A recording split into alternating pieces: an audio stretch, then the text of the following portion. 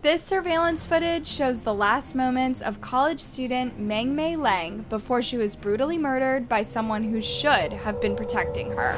The 25-year-old was found naked in a Central Coast blowhole over the Anzac Day long weekend. She had been stabbed or slashed at least 30 times. Her uncle, Derek Barrett, has been charged with her murder. Although the uncle was sentenced for the crime, the full extent of the horrific things he has done to Leng would not be revealed until years later, and the details will leave you totally disgusted and horrified. The lying killer caught out by a USB stick mysteriously found kilometres from where he killed 4 years after the fact. The dementia sufferer unable to say how she found it, it was handed to police who worked out the videos, which ran for an hour, showed Barrett sexually assaulting Mengmei Leng on the day he stabbed her to death. But why did this sicko do all of these despicable things to his niece? How did the police find out about his crimes? And what happened to him after? Let's explore the disturbing case of Mengmei Leng, the 25-year-old who was raped and murdered by her obsessive uncle.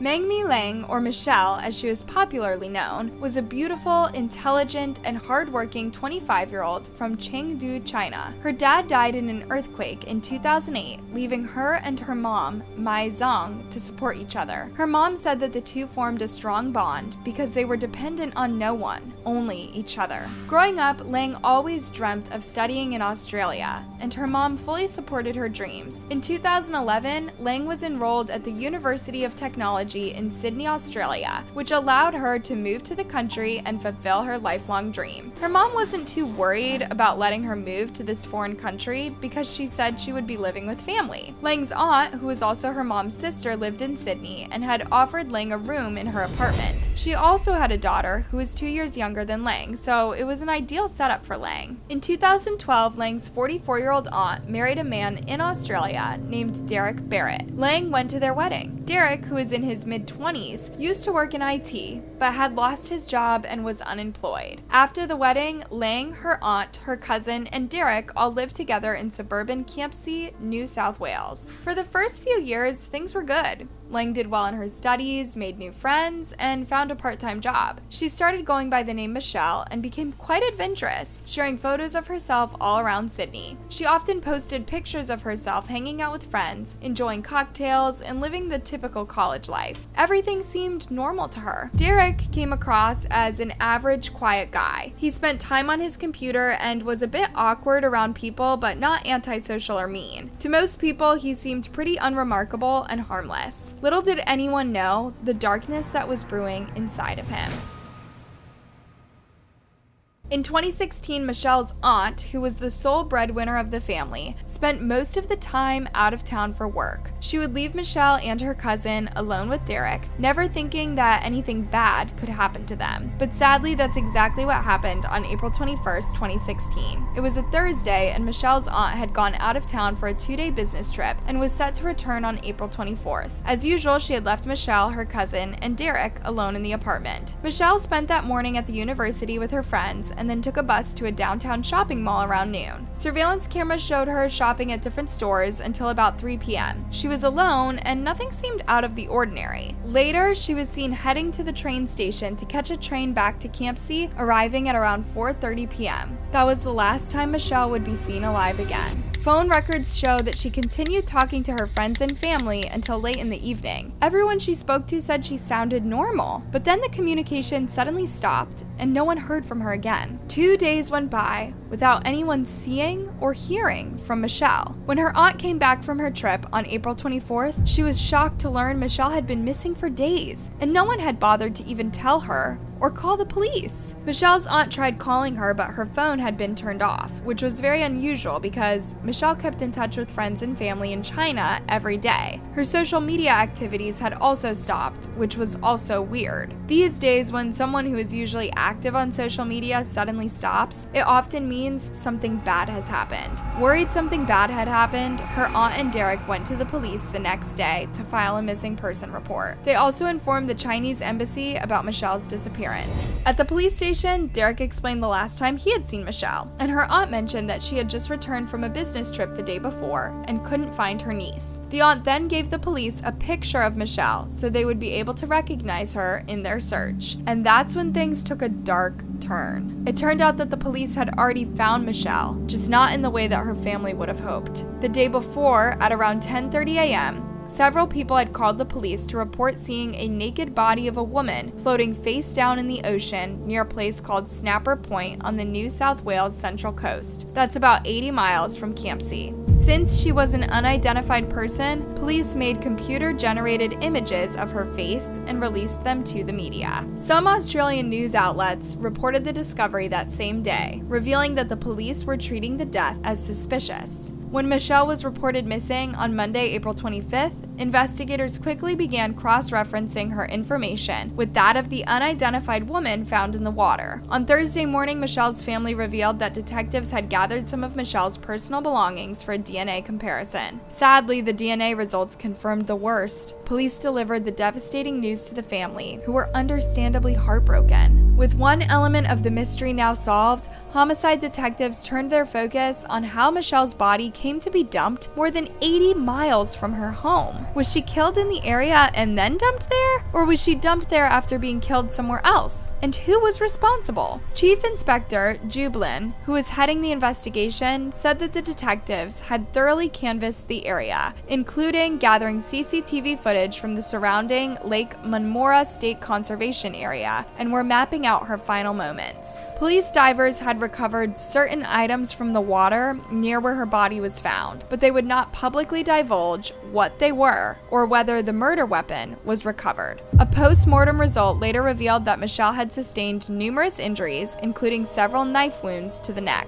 Detectives released CCTV footage showing her last moments before she disappeared. They confirmed that she was last seen alive at Campsie Railway Station around 4:30 p.m. on April 21st. The news of Michelle's murder spread across social media like wildfire, with hundreds of RIP messages flooding her final social media post, which was a photo she had posted a few days before she disappeared. Many people also shared their grief on the Chinese social networking site Weibo. One of Michelle's classmates said that they had run into Michelle that afternoon before she disappeared, and that she had told them that she had a date with someone she met on social media. People started to speculate that she probably met up with the online stranger who turned out to be a killer, but the police were looking at another suspect, someone closer to home.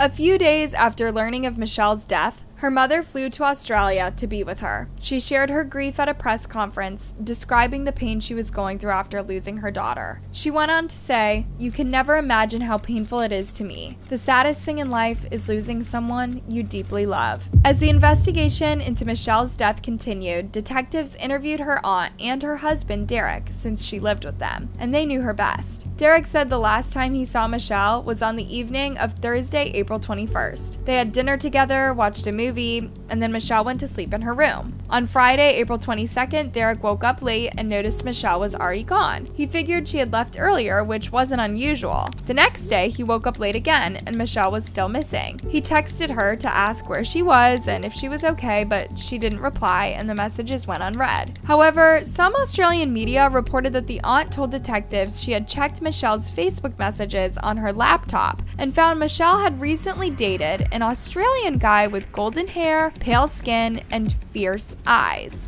Because of this, police initially thought that Michelle might have gone on a date with someone she met online. However, they soon shifted their focus because they already had a suspect in mind. Derek was the last person to see her alive, and the police were skeptical of his story about waking up late and not seeing her. So they brought him in for follow-up questions, asking him about his relationship with Michelle and the last time he saw her. But Derek refused to answer. At this point, the police told him that he was under arrest as a suspect in Michelle's murder. When investigators checked Derek's phone records, they found that his phone signal placed him near the area where Michelle's body was found on April 24th, contradicting his claim that he hadn't been to Snapper Point that day. Police found clear footage of him paying for gas and buying drinks at a station near Snapper Point. When confronted with this evidence, Derek changed his story, and he said he had memory problems due to drug use. The police then seized his phone and handed it over to specialists to recover any deleted data. What they found left no doubt that Derek was not only involved in Michelle's death, but that he also had an unhealthy interest in her and his stepdaughter.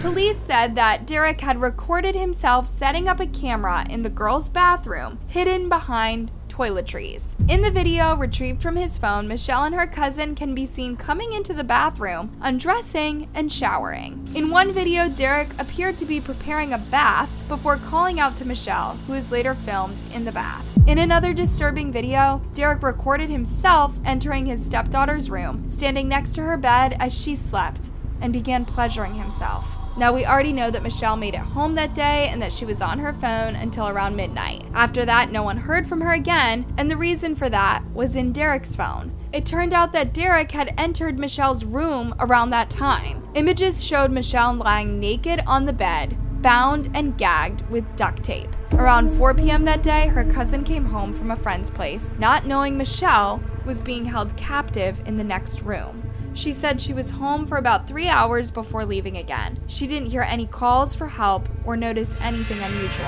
Experts couldn't determine the exact time of Michelle's death, so it's unclear if she was alive during those 3 hours. However, it's confirmed she was still in the apartment. At that time, Derek was in the bathroom with the shower running. The next day, April 23rd, surveillance cameras caught Derek leaving the apartment 4 times to take out trash bags. Detectives believe that Michelle was already dead by then and Derek was cleaning up the scene. When Michelle's aunt returned from her business trip, she noticed the house was very clean, but didn't think much of it. On April 24th at 3:19 a.m., Derek drove to Snapper Point to dispose of Michelle's body. He stopped at a gas station along the way, bought drinks, and filled up the car with gas. He arrived at Snapper Point at around 9 a.m., disposed of the body, and took some pictures. About an hour and a half later, police received a report from a witness who saw the body floating in the water. Meanwhile, Derek went to visit his parents, who did not notice anything out of the ordinary in his behavior. He returned home later and went to pick up Michelle's aunt at the airport. The mother of murdered student Mengmei Leng has thanked police and the Australian Chinese community who have been helping her family through this terrible time. Mrs. Zhong says words can't describe the pain she feels over the loss of her only child. A fund has also been set up to help pay for Michelle's funeral and take care of her mother. The 25-year-old was found naked in a Central Coast blowhole over the Anzac Day long weekend. She had been stabbed or slashed at least 30 times. Her uncle, Derek Barrett, has been charged with her murder. Derek was indicted on 27 counts, including charges of unlawful imprisonment, secret videotaping, and taking the life of Mengmei Leng. Like many criminals, Derek refused to take responsibility for his actions and blamed his difficult childhood and substance use for what he did. In October 2017, a psychiatrist who had examined him testified in court that Derek had told him, "I lost everything because of a stupid weekend." Derek also wrote a letter apologizing to his wife and Michelle's family, saying, "No words can begin to describe the emotional pain I have caused to you and the family. I can only imagine what you must be going through from your loss. Every moment of my life, I wish I could go back in time and take back that day that has caused so much pain. I let my own problems spill into the family home, and they paid dearly as a result. All I can do in some small way is to commit my life to trying to make up for what I have done in any way possible." Michelle's mother did not accept his apology and asked the judge to sentence him to life imprisonment. "We couldn't accept her tragedy death and suffered a lot. We request a criminal to be brought to justice." She went on to say that when the police called her and told her about the video clip showing her daughter being and brutalized, she felt a wave of faint immediately wash over her. In December 2017, Derek pleaded guilty to the charges and was sentenced to 46 years in prison with the possibility of parole after 34 years and 6 months. Michelle's family was satisfied with the lengthy sentence and thought that they could try to put this whole nightmare behind them and focus on their healing. But the case was not over yet. Derek Barrett's crime was already sadistic, but the whole horror was hidden until now. He had the air in the witness box of someone playing a part. and saying what he thought he should say to present the best possible impression of himself. In November 2019, 3 years after the horrific crime, an elderly woman suffering from dementia stumbled upon a USB stick 6 miles from where Derek lived. The woman couldn't remember where she got the flash disc, but for some mysterious reason, she held on to it until her daughter got curious and decided to check it out. When she inserted it into her computer, what she saw left her completely horrified. The USB drive contained horrific images and videos showing the full extent of Derek's crimes against Michelle. Supreme Court Justice Helen Wilson, who delivered Derek's original 46-year maximum sentence, told the court that had she known the full extent of his crimes in 2017, she would have sentenced him to life in prison. The lying killer caught out by a USB stick mysteriously found kilometres from where he killed 4 years after the fact. The dementia sufferer unable to say how she found it, it was handed to police who worked out the videos, which ran for an hour, showed Barrett sexually assaulting Mengmei Leng on the day he stabbed her to death, before he dumped her body in a Central Coast blowhole. The offender manipulated Ms. Leng's body as if she were a worthless, inanimate object, Justice Wilson said today. The judge went as far as saying if the full extent of his perverted crime was known in 2017, he would have been jailed for life. But that simply wasn't possible now. The law doesn't allow one to revisit a sentence that was imposed in 2017. The judge described the heinous details of the 9 videos found on the USB drive, which Derek had set up in anticipation of his attack on Michelle. The judge said that Derek, who had every intention of gratifying his desires, treated Michelle like an inanimate object, and that her distress can be seen clearly, especially when her face appeared in the frame of the camera. According to the judge, the attack occurred because the offender deliberately gave in to his perverted and sexually sadistic desires. After this new evidence, Derek was charged with carnal abuse of Michelle. He pleaded guilty but continued to blame his actions on substance use, even telling a corrections officer that he was in a consensual relationship with Michelle. In March 2021, the judge sentenced him to an additional 20 years in prison, saying it should send a message to others. Unfortunately, the additional sentence did not do much to Derek's original sentence. It only extended his parole by 2 more years, meaning he will probably be out no earlier than October 27th, 2052. What do you think about this case? Do you think the sentence is enough for what Derek did to Michelle? Let me know in the comments, and don't forget to like, subscribe, and hit that bell button.